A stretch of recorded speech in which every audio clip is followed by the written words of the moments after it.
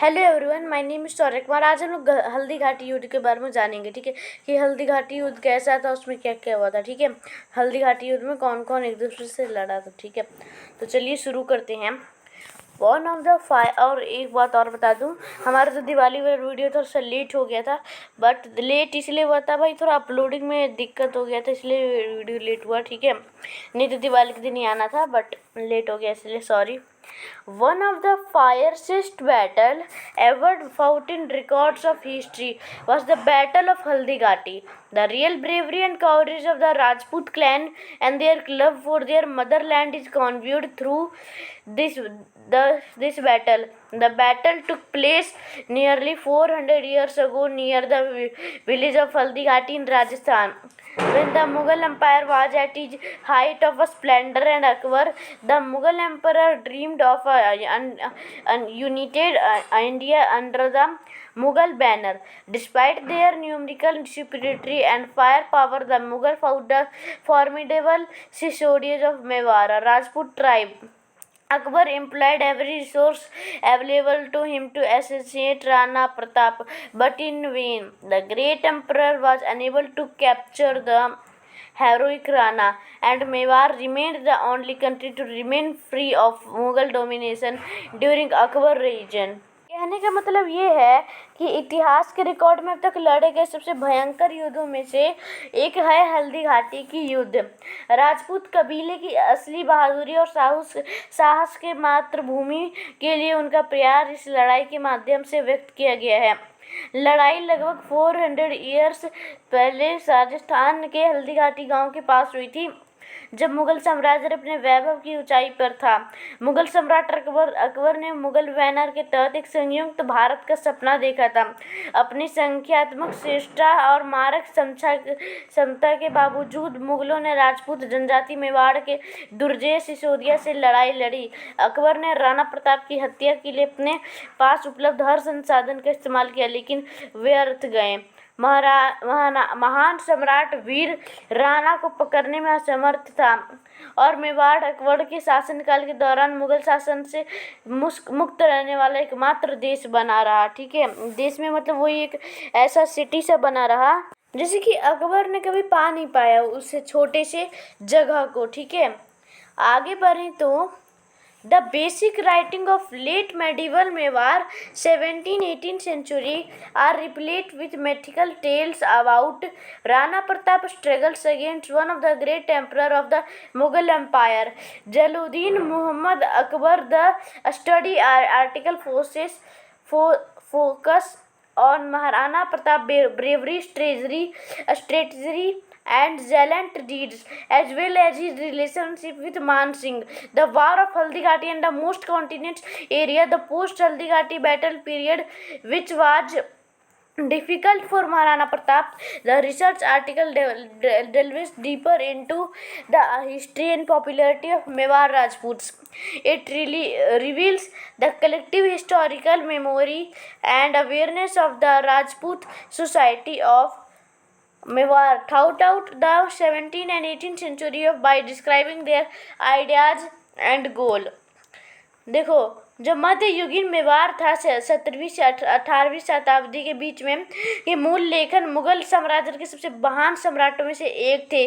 जलालुद्दीन मोहम्मद अकबर के खिलाफ राणा प्रताप के संघर्ष के बारे में पौराणिक कथाओं से भरे हुए हैं।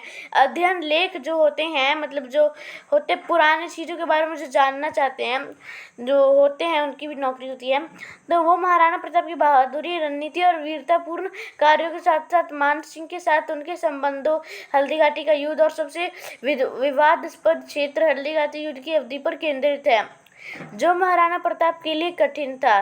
शोध लेख मेवाड़ राजपूतों के इतिहास और लोकप्रियता से गहराई भर से उतरता है। यह 17वीं से 18वीं शताब्दी में मेवाड़ के राजपूत समाज की सामूहिक ऐतिहासिक स्मृति और जागरूकता को, उनके आदर्शों और लक्ष्यों को वर्णन करके प्रकट करता है। ठीक है, Among all the other Rajput kingdom in Rajasthan, Mewar was the most remote.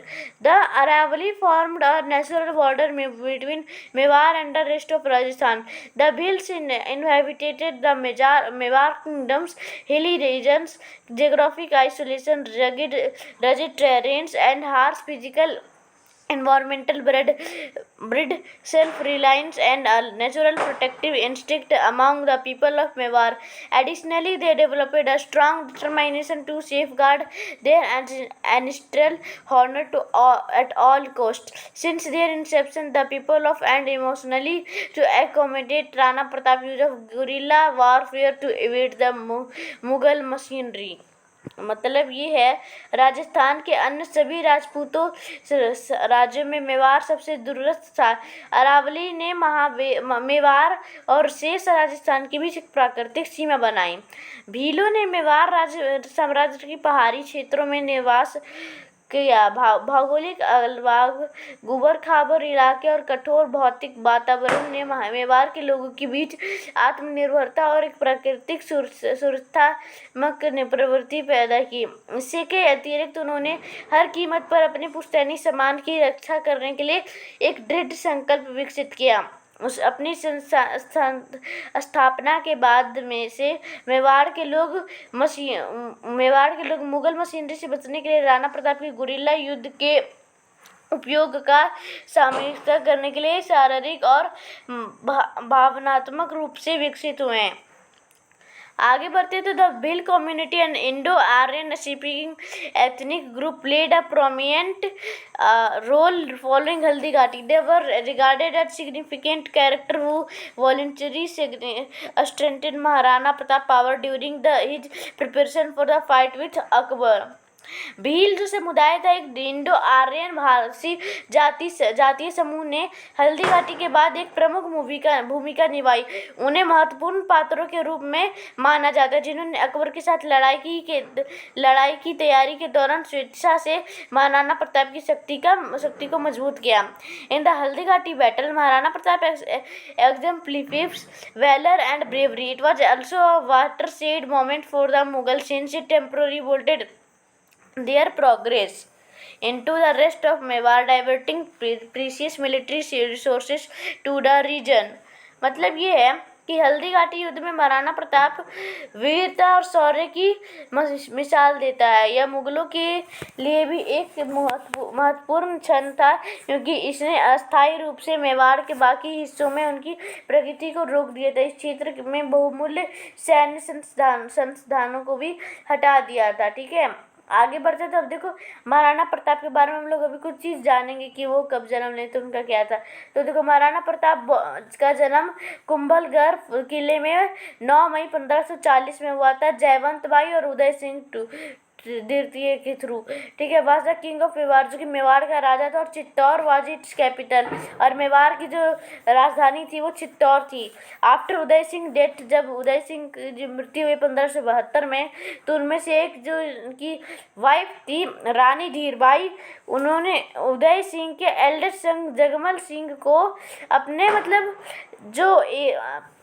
मतलब कहो तो साम्राज्य उसका क्या कर दिया, उसे उसका राजा बना दिया।